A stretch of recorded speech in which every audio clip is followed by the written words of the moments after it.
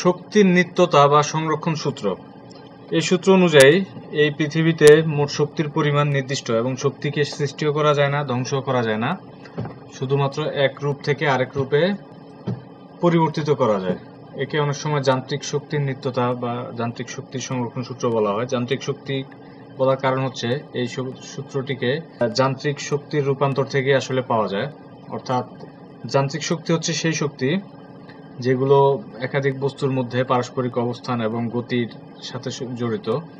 আমরা এ পর্যন্ত যে দুই ধরনের শক্তি নিয়ে আলোচনা করেছি বা শক্তির রূপ নিয়ে আলোচনা করেছি সেগুলো হচ্ছে যান্ত্রিক শক্তি। অর্থাৎ আমরা গতিশক্তি এবং বিভব শক্তি নিয়ে আলোচনা করেছি। এই দুই শক্তি মিলেই হচ্ছে যান্ত্রিক শক্তি। এবং আমরা যখন সংরক্ষণশীল বল নিয়ে আলোচনা করেছিলাম তখন দেখেছি যে আমরা যদি একটি বস্তুতে গতি তৈরি করি বা গতিশক্তি, একটি বস্তুর মধ্যে আমরা গতিশক্তি দেই, যেমন আপেলকে আমি যদি উপরের দিকে ছুড়ে দেই, সেটি তার গতিশক্তিকে ক্রমশ বিভব শক্তিতে পরিণত করতে পারে এবং সেই বিভব শক্তি থেকে পুনরায় গতিশক্তি পাওয়া যায়। এবং যে পরিমাণ গতিশক্তি বিভব শক্তিতে পরিণত হচ্ছে সে একই পরিমাণ বিভব শক্তি থেকে পুনরায় গতিশক্তি পাওয়া যাচ্ছে এবং এই দুইটি শক্তির মান সমান এবং একটি বলের বিরুদ্ধে কাজ এবং একটি বলের পক্ষে কাজ, এবং দুই পরিমাণ শক্তিকে আমরা তুলনীয় বলতে পারি। অর্থাৎ যে পরিমাণ গতিশক্তি আমরা এখানে দিচ্ছি সেই পরিমাণ বিভব শক্তি আমরা এখানে পাচ্ছি এবং এখান থেকে আমরা এই শক্তির নিত্যতা বা সংরক্ষণ সূত্র এই বিষয়টি চিন্তা করতে পারি এবং আমরা এখান থেকে এই শক্তির নিত্যতার প্রমাণ করতে পারি। অর্থাৎ এক প্রকার শক্তি থেকে আরেক প্রকার শক্তিতে পরিণত হয় এবং তাতে কোনো শক্তির তৈরি বা শক্তির সৃষ্টি বা ধ্বংস হয় না। এটাই হচ্ছে শক্তির নিত্যতা বা সংরক্ষণ সূত্রের মূল কথা। তাহলে আমরা এখন প্রমাণ করতে পারি, এই উদাহরণটির মাধ্যমে আমরা এই জিনিসটি প্রমাণ করতে পারি কিভাবে আমরা জগতের মোট শক্তি নির্দিষ্ট বা পরিবর্তনীয়, বা কিভাবে আমরা একটি বস্তুতে যে পরিমাণ গতিশক্তি দেই সেটি আমরা বিভব শক্তি হিসেবে সঞ্চিত রাখতে পারি এবং একই পরিমাণ শক্তি আমরা বিভব শক্তি থেকে গতিশক্তিতে রূপান্তরের মাধ্যমে পেতে পারি।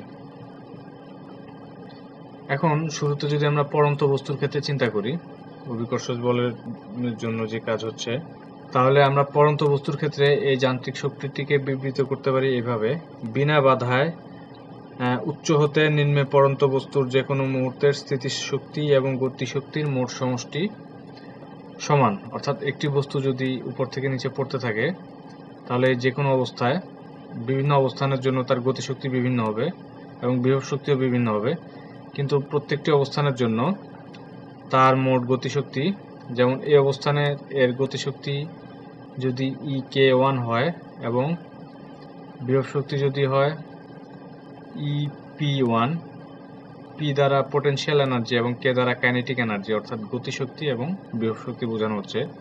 এবং পরিবর্তিত অবস্থায় যদি এর গতিশক্তি পরিবর্তিত হয় এবং নতুন গতিশক্তি হয় ek2 এবং নতুন বিভব শক্তি হয় ep2, তাহলে মোট যান্ত্রিক শক্তি হবে এটা।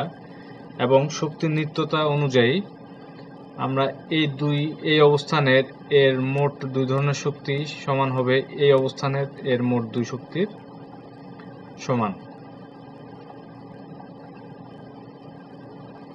এবং এর যখন আরো পরিবর্তন হবে এবং এর তৃতীয় অবস্থানে আসবে, তাহলে এর মোট যান্ত্রিক শক্তি অর্থাৎ মোট গতি শক্তি এবং মোট স্থিতিশক্তি বা বিভব শক্তি হবে এই আগের এই দুই অবস্থানের তার মোট গতিশক্তি এবং মোট বিভব শক্তির সমান। তাহলে এটা প্রমাণ করা যাক। এখন আমরা মনে করি যে একটি বস্তু মুক্তভাবে কোনো একটি বিন্দু থেকে নিচের দিকে পতিত হচ্ছে এবং বিনা বাধায়, অর্থাৎ এর উপরে কোনো বাধা দেওয়া হচ্ছে না, শুধুমাত্র এর উপরে অভিকর্ষজ বল ক্রিয়া করছে এবং অভিকর্ষজ বলের সাপেক্ষে আমরা এর মধ্যে এর যান্ত্রিক শক্তির বিভিন্ন রকমের পরিবর্তন হিসেবে পড়ছি। এবং আমি ধরে নেই এই বস্তুর ভর হচ্ছে m এবং এই স্থানে এর অভিকর্ষ ত্বরণ হচ্ছে g এবং h উচ্চতা থেকে এই বস্তুটির পতন হচ্ছে। তাহলে এই বিন্দু থেকে যদি সে স্থির অবস্থায় থেকে পড়ে, তাহলে এর আসলে এই অবস্থায় কোনো গতিশক্তি নাই।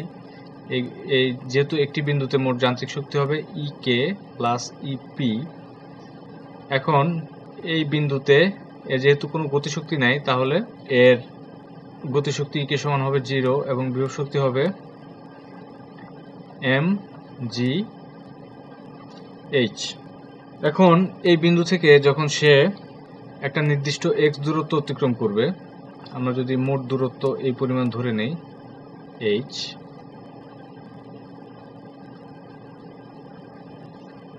ভূমি থেকে যদি h উচ্চতায় বস্তুটি থাকে, তাহলে h বিন্দুতে h উচ্চতায় তার বিভব শক্তি হচ্ছে, অর্থাৎ এই ক্ষেত্রে মোট যান্ত্রিক শক্তি হচ্ছে mgh, বল ইনটু তার উচ্চতা, কারণ এই পরিমাণ উপরে তুলে আমরা তাকে এই পরিমাণ শক্তি এর মধ্যে বিভব শক্তি হিসেবে সংরক্ষণ করেছি। এখন এই বিন্দু থেকে এ যখন মুক্তভাবে পড়বে, একটা নির্দিষ্ট দূরত্ব x অতিক্রম করার পরে আমরা এই দ্বিতীয় বিন্দুতে এর মোট যান্ত্রিক শক্তি মাপতে পারি। তাহলে এই দ্বিতীয় বিন্দুতে এর মোট যান্ত্রিক শক্তি হবে EK প্লাস EP। এখন এই বিন্দুতে এর গতিশক্তি এবং বিভব শক্তি উভয়ই থাকবে। এখন গতিশক্তি আমরা যদি এখানে মাপি, তাহলে আমরা দেখতে পাই C বিন্দুতে এর গতিশক্তি EK হবে এই বিন্দুতে হাফ mv²। এর আগে আমরা গতিশক্তির পরিমাপ দেখিয়েছি। গতিশক্তির পরিমাপ আমরা প্রায় হাফ ইন্টু ভর ইন্টু এর বেগের বর্গ থেকে। এখন আমরা v² সমান জানি v0² প্লাস 2as। এক্ষেত্রে a হচ্ছে অভিকর্ষ ত্বরণ g আর s হচ্ছে অতিক্রান্ত দূরত্ব x।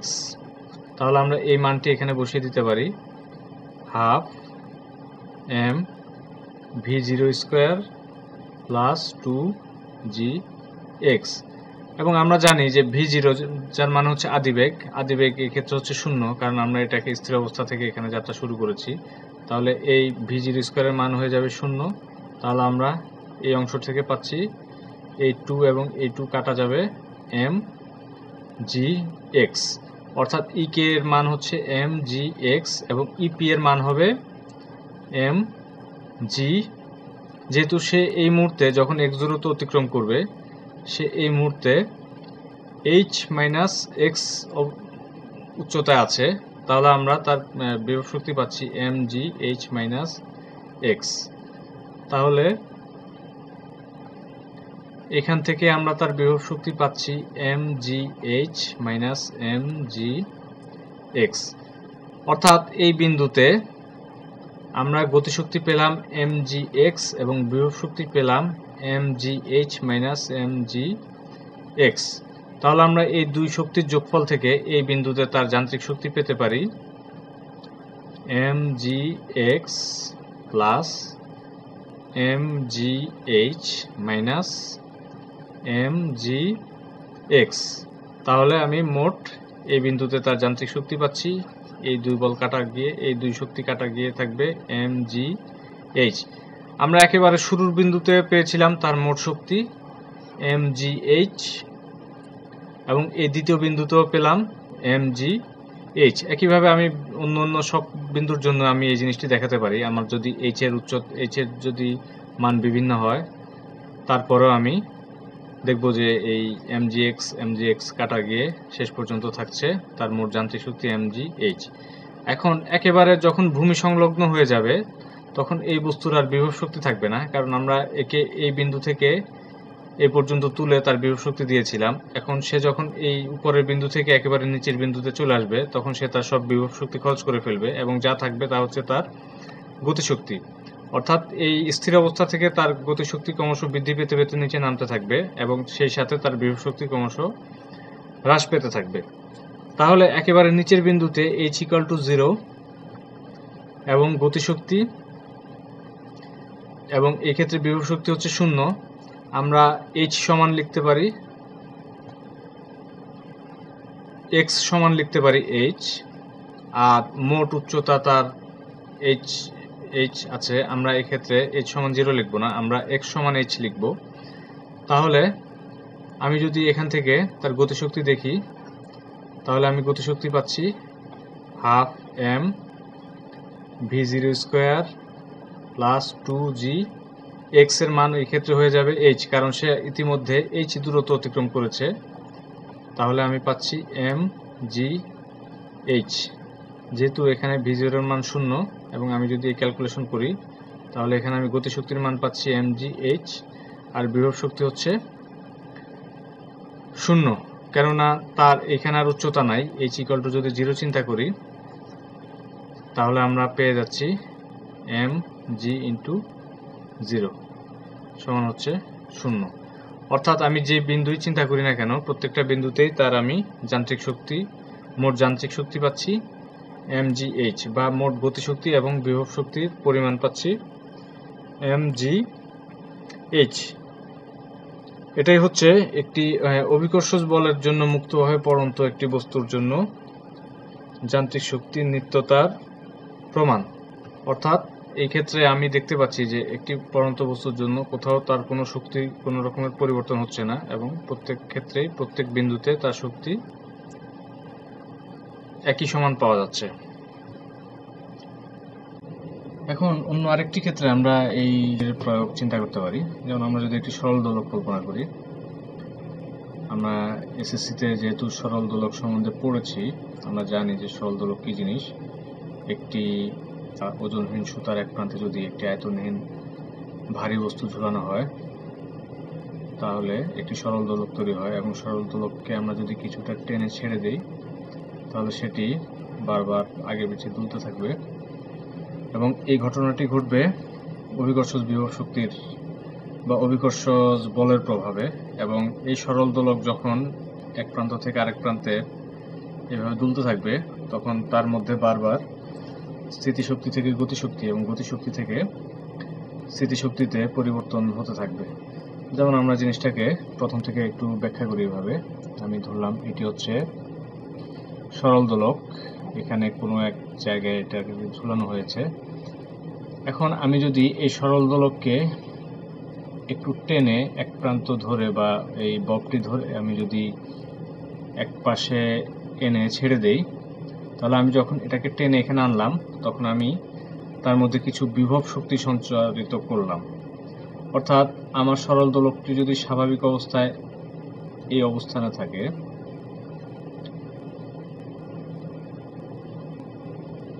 এটি ধরলাম স্বাভাবিক অবস্থা, যখন আমি এটা হচ্ছে সরল দোলকের সাম্যাবস্থা, যখন সে স্থির অবস্থায় থাকবে।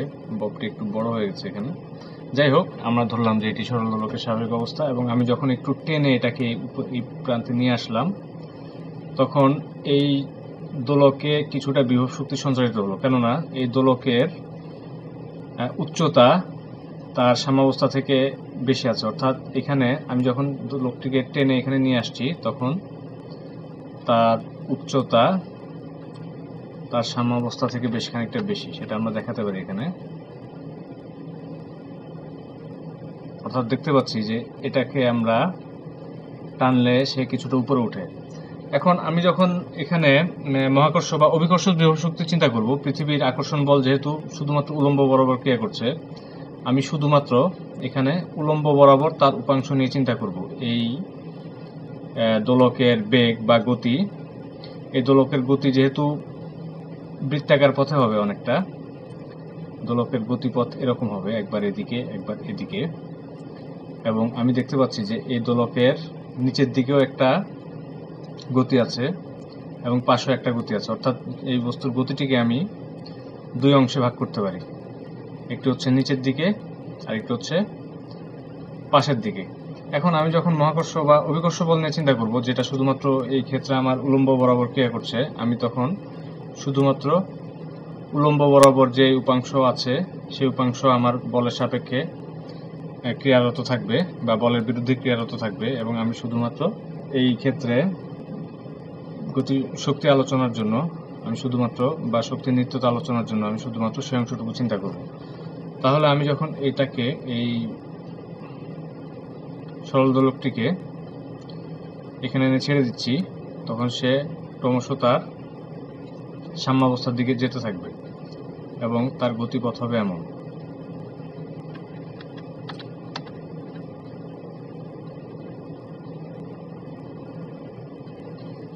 এখন এই সরল দোলকটির ববটি যখন এই প্রান্তে থাকবে তখন তার উচ্চতা সর্বোচ্চ হবে এবং এখানে তার বিভব শক্তি সর্বোচ্চ হবে, অর্থাৎ এখানে ইপি হবে ম্যাক্সিমাম এবং এখানে এর কোনো গতিশক্তি থাকবে না। যখনই সরল দোলকটি এই প্রান্ত থেকে যাত্রা শুরু করবে তখনই তার বেগ বাড়তে থাকবে এবং ক্রমশ বেগ বাড়তে বাড়তে সাম্যাবস্থায় গিয়ে বেগ সর্বোচ্চ হবে এবং এইখানে যেহেতু এটি তার সর্বনিম্ন উচ্চতা বা এখান থেকে উচ্চতা h সমান 0 ধরতে পারি এবং এখানে যেহেতু তার কোনো উচ্চতা নেই, তার মানে এখানে তার এই অবস্থায় তার কোনো গতিশক্তি থাকবে, বিভব শক্তি থাকবে না এবং সম্পূর্ণ শক্তিটি হবে গতিশক্তি। এরপরে এই দোলকটি তার জড়তার কারণে সামনের দিকে এগিয়ে যাবে এবং গতিশক্তি ধীরে ধীরে কমতে থাকবে এবং সে আবার এই উচ্চতায় উঠে তার সম্পূর্ণ গতিশক্তিটিকে বিভব শক্তিতে পরিণত করবে এবং এই পর্যায়ে যখন সে চলে আসবে তখন তার গতিশক্তি সম্পূর্ণ শূন্য হয়ে যাবে এবং সে তখন আবার এই প্রান্ত থেকে যাত্রা শুরু করে সাম্যাবস্থার দিকে আসতে থাকবে এবং পুনরায় তার বিভব শক্তি ক্রমশ গতিশক্তিতে কনভার্ট হতে থাকবে। এখন আমি যদি মাঝামাঝি একটি পজিশন চিন্তা করি, যেমন আমি যদি এই পজিশন চিন্তা করি, তাহলে এখানে আমি যেটা দেখব তা হচ্ছে এখানে তার এখনো একটি উচ্চতা h আছে, এটাকে আমরা উচ্চতা x ধরে নিতে পারি এবং এখানে তার একটি গতিশক্তিও আছে। ফলে এই বিন্দুগুলোতে তার গতিশক্তি এবং বিভব শক্তি উভয় থাকবে এবং একেবারে দুই প্রান্ত বিন্দুতে তার শুধুমাত্র বিভব শক্তি থাকবে আর একেবারে সাম্যাবস্থায় তার শুধুমাত্র গতিশক্তি থাকবে। এখন আমরা এই যে কোনো অবস্থানে এদের গতিশক্তি এবং বিভব শক্তি ঠিক একটু আগে আমরা যেভাবে একটি পড়ন্ত বস্তুর গতিশক্তি এবং বিভব শক্তি হিসাব করেছিলাম, আমরা সেভাবে হিসাব করতে পারি। আমি যদি এর উচ্চতা পরিমাপ করি এবং একটি নির্দিষ্ট সময়ে এর অবস্থান যাই হোক না কেন, আমি যদি শুধুমাত্র তার উচ্চতা চিন্তা করি, তাহলে সেখান থেকে আমি তার বিভব শক্তি এবং গতিশক্তি উভয়ই আমি মাপতে পারবো। এর আগে আমরা ঠিক যেভাবে মেপেছিলাম, আমি যদি বেগ ভি ধরে নেই এবং তার আদি বেগ যদি v0 শূন্য হয়, তাহলে ঠিক এর আগে আমি যে V square equal to v0 square plus 2gx অথবা gx এই সূত্র দিয়ে আমি ঠিক আগের মতো একইভাবে আমি প্রমাণ করতে পারি যে এই সরল দোলকের প্রত্যেকটি ক্ষেত্রে তার গতিশক্তি এবং বিভব শক্তির মোট যোগফল সমান থাকবে। অর্থাৎ আমি এই জিনিসটিকে আরেকবার এভাবে ব্যাখ্যা করি, আমি শুধুমাত্র এর অবস্থান দেখাই। আমি মনে করি একটি দোলন অতিক্রমের সময় ববের কেন্দ্রবিন্দু এই পথ অতিক্রম করে এবং এটি হচ্ছে তার সবচেয়ে নিচের বিন্দু যেখানে h সমান 0 ধরি আমরা এবং তার এক প্রান্তের সর্বোচ্চ উচ্চতা হচ্ছে h। তাহলে এক প্রান্ত থেকে যখন এই সরল দোলকটি যাত্রা শুরু করবে তখন এখানে তার মোট শক্তি হচ্ছে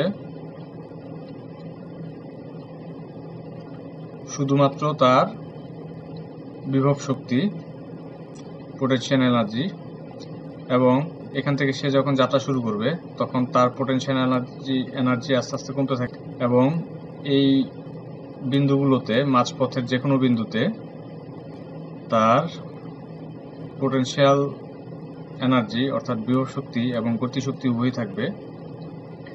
এখন এই প্রান্তে তার মোট যে শক্তি থাকবে, এই যে কোনো অবস্থানে তার দুই শক্তির মোট পরিমাপ হবে তার আগের এই প্রান্তের তার বিভব শক্তির সমান, যেহেতু এখানে তার সবগুলো পুরো শক্তিটাই হচ্ছে বিভব শক্তি এবং বস্তুটি যখন তার অবস্থান পরিবর্তন করতে করতে সাম্যাবস্থায় চলে আসবে তখন এখানে তার কোনো বিভব শক্তি থাকবে না অর্থাৎ এখানে ইপি সমান হবে 0 এবং তার সম্পূর্ণ শক্তিটি হবে ইকে। একইভাবে এ যখন সাম্যাবস্থা অতিক্রম করতে শুরু করবে তখন তার গতিশক্তি ক্রমশ বিভব শক্তি পরিণত হবে এবং এই সব স্থানের বিভিন্ন অবস্থানের কারণে বিভিন্ন অবস্থানে দোলকটির গতিশক্তি এবং বিভব শক্তি উভয় থাকবে, কিন্তু এদের এই গতিশক্তি ও বিভব শক্তির মোট যোগফল হবে সাম্যাবস্থায় এর গতিশক্তির সমান এবং প্রান্তে এর বিভব শক্তির সমান। ক্রমশ যখন এ ধীরে ধীরে প্রান্তের দিকে এগিয়ে যাবে তখন একেবারে প্রান্তে গিয়ে এর সবটুকু শক্তি হয়ে যাবে বিভব শক্তি এবং এই বিভব শক্তি হবে অন্য যে কোনো স্থানের তার মোট শক্তির সমান। সরল দোলকে যেমন দেখলাম আমরা একটি বস্তুর শক্তি বারবার চেঞ্জ হচ্ছে বা পর্যায়ক্রমে একবার গতিশক্তি এবং একবার বিভব শক্তিতে পরিবর্তিত হচ্ছে, অর্থাৎ সরল দোলক যখন এক প্রান্তে থাকে তখন তার সম্পূর্ণ শক্তি থাকে বিভব শক্তি, ক্রমশ সেটি বিভব শক্তি খরচ হতে হতে গতিশক্তিতে পরিণত হয়, আবার গতিশক্তি থেকে বিভব শক্তিতে পরিণত হয়, এরপরে বিভব শক্তি আবার গতিশক্তিতে পরিণত হয়, এভাবে বারবার চলতে থাকে। এবং আমরা সরল দোলকের আমরা যেই বৈশিষ্ট্য ধরে নেই যে সুতার আয়তন থাকবে না বা সুতা নমনীয় হবে কিংবা ববের আয়তন থাকবে না অথবা এসব ধরে নেই, সেগুলো যদি আমরা পুরোপুরি ফুলফিল করতে পারতাম তাহলে এই ব্যবস্থাটি সারা জীবন ধরে চলতে থাকতো। অর্থাৎ সবসময় আমরা যখনই একটা সরল দোলকটিকে এক প্রান্ত ধরে ছেড়ে দিতাম তখন সে আজীবনের জন্য বারবার গতিশক্তি থেকে বিভব শক্তি থেকে গতিশক্তিতে পরিণত হতে থাকতো। এখন আমরা প্রথম যেই বিষয়টি ধরে নিয়েছিলাম, প্রথম যে উদাহরণটি ধরে নিয়েছিলাম, আমি যদি একটি বস্তুকে পৃথিবী পৃষ্ঠ থেকে কিছুটা উপরে তুলে ছেড়ে দেই এবং এই বস্তুটি যদি সম্পূর্ণ স্থিতিস্থাপক হয় তাহলে এই বস্তুটি যখন একেবারে স্থির অবস্থা থেকে যাত্রা শুরু করে নিচের দিকে নামতে থাকবে তখন তার বিভব শক্তি ক্রমশ গতিশক্তিতে পরিণত হতে হতে একেবারে ভূমিকে স্পর্শ করার আগ মুহূর্তে তার গতিশক্তি হবে সর্বোচ্চ এবং এই পর্যায়ে তার কোনো বিভব শক্তি থাকবে না।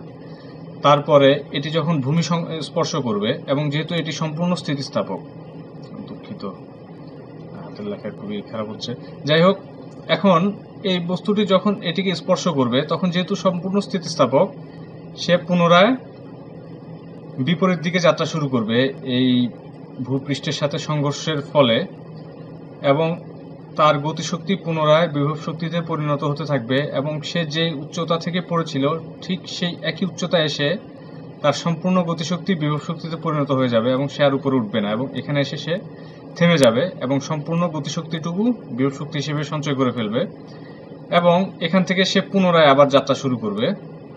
এভাবে আমরা আজীবনের জন্য যদি আমরা এই ব্যবস্থাকে রাখতে পারতাম, অর্থাৎ পৃথিবীকে যদি আমি এভাবে আজীবন বা অসীম সময়ের জন্য আমি এভাবে চলতে দিতে থাকতাম তাহলে সে এই অসীম সময়ের জন্য এভাবে উঠানামা করতেই থাকতো এবং এটা কখনো থামতো না।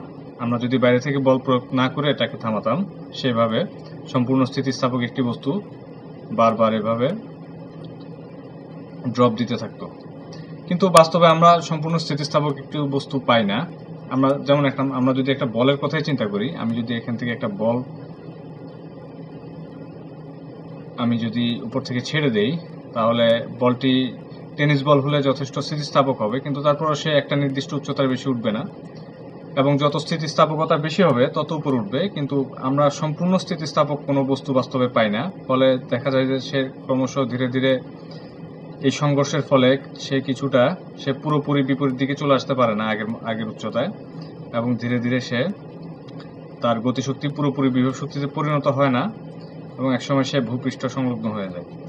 এখন আমরা এখান থেকে যেমন আমাদের মনে হচ্ছে যে এই বস্তুটি মনে হয় ক্রমাগত শক্তি ধ্বংস করতে করতে ধীরে ধীরে ভূপৃষ্ঠ সংলগ্ন হয়ে যায়, তার মানে আমরা যদি সম্পূর্ণ স্থিতিস্থাপক একটি বস্তু নিতে না পারি তাহলে সেই ক্ষেত্রে কি শক্তির নিত্যতা প্রয়োগ করা যাচ্ছে না? এই প্রশ্নের উত্তর আমরা এর পরবর্তী লেকচারে দিচ্ছি।